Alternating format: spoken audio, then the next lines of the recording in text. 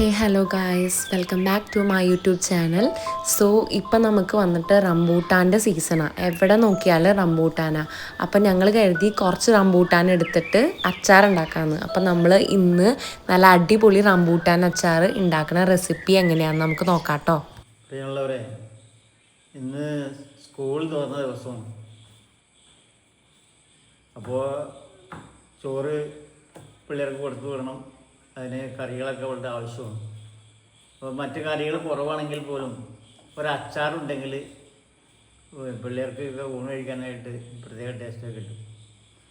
അപ്പോൾ ഞാനിന്ന് ഒരു അച്ചാർ ഉണ്ടാക്കുന്ന ഒരു ഐഡിയയാണ് ഇവിടെ പറയാനായിട്ട് ഉദ്ദേശിക്കുന്നത്. ഇതെന്താണെന്ന് എനിക്ക് മനസ്സിലായിട്ടില്ല. ഇതുണ്ടോ, ഈ റംബൂട്ടാൻ ഫ്രൂട്ടാണിത്. അതുകൊണ്ടാണ് ഇന്ന് അച്ചാർ ഉണ്ടാക്കാനായിട്ട് ഉദ്ദേശിക്കുന്നത്. അത് എന്ത് ചെയ്യണമെന്ന് വെച്ചാൽ, ഈ റംബൂട്ടാൻ ഫ്രൂട്ടിൻ്റെ പുറമേ ഉള്ള ഈ തൊലി കളയണം. അപ്പോൾ അതിന് നമ്മളിങ്ങനെ വരഞ്ഞതിന് ശേഷം ഇങ്ങനെ പൊളിച്ചിട്ട് ഇങ്ങനെ കളക്ട് ചെയ്തതാണിത്. അപ്പോൾ നമ്മുടെ ഈ അച്ചാറിൻ്റെ മെയിൻ സാധനം ഞാൻ നേരത്തെ പറഞ്ഞല്ല, റംബൂട്ടാൻ ഫ്രൂട്ടാണ്. അത് ഞാൻ ചെയ്തിരിക്കുന്നത് വേണ്ട, ഞാൻ രണ്ടായിട്ട് കട്ട് ചെയ്ത ആ ഫ്രൂട്ടിന്. അപ്പോൾ അതിൻ്റെ അകത്തുള്ള കുരുവും ഉൾപ്പെടെയാണ് നമ്മൾ ഈ അച്ചാറിന് ഉപയോഗിക്കുന്നത്. അപ്പോൾ ആ കുരു ഉൾപ്പെടെ ഉപയോഗിക്കുന്നതിനെ കുറിച്ച് നിങ്ങൾ ഒന്ന് കമൻറ്റ് ചെയ്ത് കഴിഞ്ഞാൽ നന്നായിരിക്കും കേട്ടോ. അത് അങ്ങനെ നല്ലതാണോ അല്ലെങ്കിൽ മോശമാണോ എന്നുള്ളതിനെ കുറിച്ച്. അപ്പോൾ ഇതിന് നമുക്ക് ചേർക്കേണ്ട അതിൻ്റെ ഐറ്റംസാണ് ഞാൻ പറയാൻ ഉദ്ദേശിക്കുന്നത്, ഇൻഗ്രീഡിയൻസ്. അപ്പോൾ നമുക്കിതിനകത്ത് വെളുത്തുള്ളി വേണം, അതുപോലെ തന്നെ ഇഞ്ചി, പച്ചമുളക്, വേപ്പില, പിന്നെ ഞാൻ എടുത്തിരിക്കുന്നത് കശ്മീരി മുളക് പൊടിയാണ്. പലർക്കും എരിവൊക്കെ കുറവ് മതി എന്നുള്ള അഭിപ്രായക്കാരുണ്ടാവുമല്ലോ. അപ്പോൾ എനിക്കും അങ്ങനെ തന്നെ ഉണ്ട്, അധികം എരിവ് ഇഷ്ടമല്ല. അപ്പോൾ അതിൻ്റെ പേരിൽ കശ്മീരി മുളക് പൊടിയാണ് ഞാൻ എടുത്തിരിക്കുന്നത്. പിന്നെ അച്ചാർ പൊടി അതും കുറച്ചെടുത്തിട്ടുണ്ട്. പിന്നെ അല്പം മഞ്ഞൾപ്പൊടി. പിന്നെ മറ്റൊരു ഐറ്റമാണ് കായം. ഇത് ഞാൻ ചെയ്തിരിക്കുന്നത് എങ്ങനെയാണെന്ന് വെച്ചിട്ട് കട്ടക്കായമാണ് എടുത്തിരിക്കുന്നത്. ഇത് നമ്മൾ വെളിച്ചെണ്ണയിൽ പൊരിച്ചെടുത്തിട്ട് അത് പൊടിയാക്കി എടുത്താണ്. പിന്നെ അതുപോലെ തന്നെ നമുക്ക് ഒഴിവാക്കാനാകാത്ത മറ്റൊരു ഐറ്റമാണ് വിനീഗർ. ഇത്രയും ഐറ്റംസ് വെച്ചിട്ടാണ് നമ്മൾ ഇനി അച്ചാറുണ്ടാക്കാനായിട്ട് പോകുന്നത്. അപ്പോൾ ഇനി നമുക്ക് അച്ചാറുണ്ടാക്കുന്ന പണി ആരംഭിക്കാം. നമ്മളൊരു ചട്ടി സ്റ്റൗവിൽ വെച്ചു, അത് നമ്മൾ കത്തിക്കുന്നു. ചട്ടി ചൂടാവട്ടെ. എന്നിട്ട് നമുക്ക് വെളിച്ചെണ്ണ ഒഴിക്കണം. ചട്ടി ചൂടായിട്ടുണ്ട് കേട്ടോ. അപ്പോൾ ഇനി നമുക്ക് വെളിച്ചെണ്ണ ഒഴിക്കാം. ഇനി വെളിച്ചെണ്ണ ശരിക്കും തിളയ്ക്കട്ടെ, എന്നിട്ട് വേണം നമുക്ക് കടുകിടാൻ. വെളിച്ചെണ്ണ തിളച്ചിട്ടുണ്ട് കേട്ടോ. അപ്പോൾ ഇനി നമുക്ക് കടുകിടാം. ഏകദേശം 2 സ്പൂൺ കടുക് നമ്മൾ ഇട്ടു. കടുക് പൊട്ടുന്നു. പൊട്ടിക്കഴിയുമ്പോൾ നമുക്ക് വെളുത്തുള്ളി ഇടണം. അതുപോലെ തന്നെ ഇഞ്ചി, പച്ചമുളക് ഭംഗിയായിട്ട് പൊട്ടുന്നത്. ഓരപ്പറമ്പിലെ പടക്കം പൊട്ട് പോലെ പൊട്ട് കഴിഞ്ഞിട്ടാണ് ഇനി നമ്മൾ വെളുത്തുള്ളി ഇട്ട്. അതുപോലെ തന്നെ ഇനി ഇഞ്ചി ഇടണം.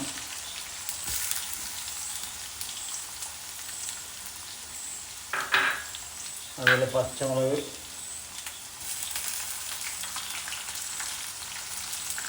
വേപ്പില നമുക്ക് ഉടനെ ഇടണ്ട. വേപ്പില പെട്ടെന്ന് കരിഞ്ഞു പോകാൻ സാധ്യതയുണ്ട്. ഇത്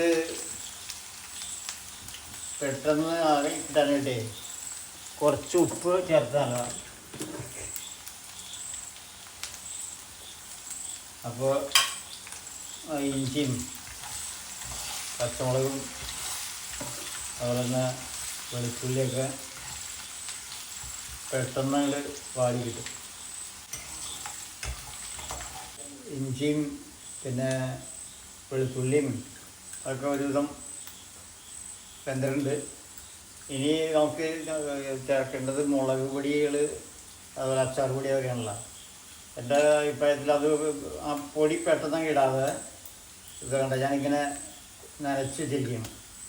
അപ്പോൾ അതുകൊണ്ടുള്ള ഗുണത്തിൽ കരിഞ്ഞു പോകില്ല. അപ്പോൾ ഇല്ലെങ്കിൽ നമ്മൾ ആ പൊടിയാണ്ട് ഇടുമ്പോഴേക്കും പെട്ടെന്ന് കരിച്ചൽ വരും.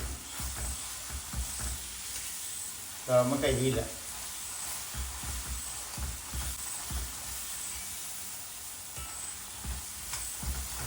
ഈ മുളക് അതിനകത്ത് അരിഞ്ഞ് ചേർന്ന് കഴിയുമ്പോൾ ഇനി നമുക്ക് ആ വിനാഗിരി ഒഴിക്കാം കേട്ടോ. വിനാഗിരി ഒഴിക്കണം.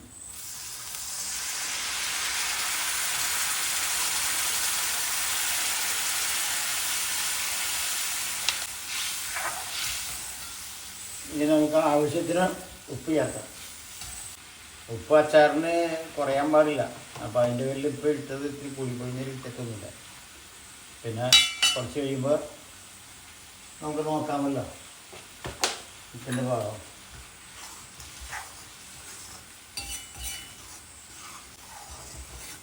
അപ്പോൾ ആ ഉപ്പൊക്കെ നമ്മുടെ അരിഞ്ഞ് ചേർന്ന് കഴിയുമ്പോൾ നമുക്ക് വേപ്പിലിടാം. വേപ്പില നേരത്തെ ഇട്ടിരുന്നെങ്കിൽ കരിഞ്ഞു പോയാണ്. വേപ്പില മാക്സിമം കരിയാതിരിക്കുന്നത് നല്ലതാണ്. അതിൻ്റെ ആ സ്മെല്ലൊക്കെ ഇളകി വരുന്ന സമയത്ത് ആണ് അതിൻ്റെ ഗുണം കൂടില്ല. അപ്പോൾ കരിഞ്ഞു പോയി കഴിഞ്ഞാൽ അതിൻ്റെ ഗുണം കുറയും. ഇനി നമുക്ക് കായം ചേർക്കാം.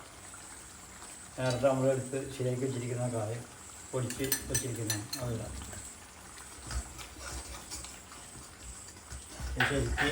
ശരിക്കൊന്ന് ഇളക്കാം. അപ്പോൾ എല്ലാം ഡയലൂട്ടായി കഴിയുമ്പോൾ നമ്മുടെ മെയിൻ സാധനം റംബൂട്ടാൻ നമ്മൾ നോക്കിച്ചിരിക്കുകയാണ്. അവൻ അതിനകത്ത് ചെന്ന് ഒന്ന് അവരാക്കിയിട്ടൊന്ന് കളിച്ച് റെഡിയായി ഇട്ടിട്ടെ.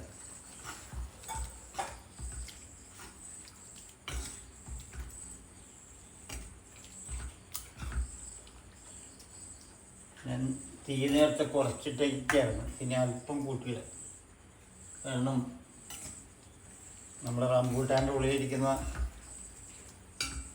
ആ കുരു എന്ന് പറഞ്ഞ സാധനം ഉണ്ടല്ലോ, അതൊന്ന് വെന്ത് കിട്ടുന്ന നല്ലതാണ്.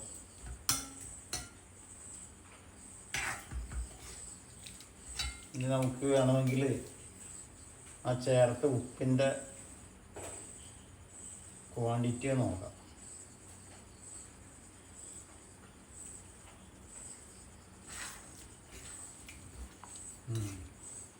ഉപ്പ് ഏതാണ്ട് പാകമാണ്. ഇനി ഇവനൊന്ന് വെന്തിട്ട് കഴിഞ്ഞാൽ നമ്മുടെ ഈ അച്ചാറിൻ്റെ പണി കഴിയും.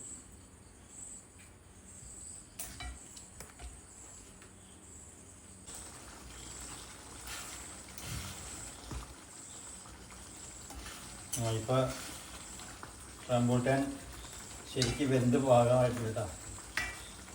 അപ്പോൾ നല്ലൊരു അച്ചാറായിട്ടാണ് എനിക്ക് തോന്നുന്നത്. നിങ്ങളിത് ഇതേപോലെ ഒന്ന് ശരിയാക്കി നോക്ക്. നല്ലൊരു റംബൂട്ടാൻ അച്ചാർ. ഇപ്പോൾ റംബൂട്ടാൻ ഒരു വെന്ത് പാകമായിട്ടുണ്ട്. അച്ചാറിൻ്റെ പണി ഏകദേശം ഫിനിഷിങ് ആകാണ്. ഈ അച്ചാറിൻ്റെ ഉള്ളൊരു പ്രത്യേകത ഏകദേശം മധുരമുണ്ട്, എരിവും പുളിയും എല്ലാം കൂടി സമ്മിശ്രമായിട്ട് വരുമ്പോൾ, പ്രത്യേകിച്ച് കുട്ടികൾക്കൊക്കെ മധുരമുള്ള അച്ചാറെന്ന് പറഞ്ഞാൽ അവർക്ക് വലിയ താല്പര്യമായിരിക്കും. അപ്പോൾ അങ്ങനെ ഉള്ളൊരു അച്ചാറാണ്. അപ്പോൾ നിങ്ങളിത് ഇതുപോലെ ഒന്ന് പരീക്ഷിച്ച് നോക്കുക. അതിന് നിങ്ങൾ ഇതേപോലെ ഒന്ന് പരീക്ഷിച്ച് നോക്കുക. അപ്പോൾ റംബൂട്ടാൻ അച്ചാർ എല്ലാ ആൾക്കാർക്കും ഇഷ്ടകരമായിട്ട് മാറുമെന്നുള്ളതാണ് എൻ്റെ അഭിപ്രായം. കേട്ടോ, ഈ റെസിപ്പി ഇഷ്ടകരമായിട്ട് തോന്നിക്കഴിഞ്ഞാൽ നിങ്ങൾക്ക് വേണ്ടപ്പെട്ടവർക്കൊക്കെ അയക്കുക കേട്ടോ. അതുപോലെ തന്നെ ഇത് ഇഷ്ടമായെങ്കിൽ ലൈക്ക് ചെയ്യുക, ഷെയർ ചെയ്യുക. Okay, thank you.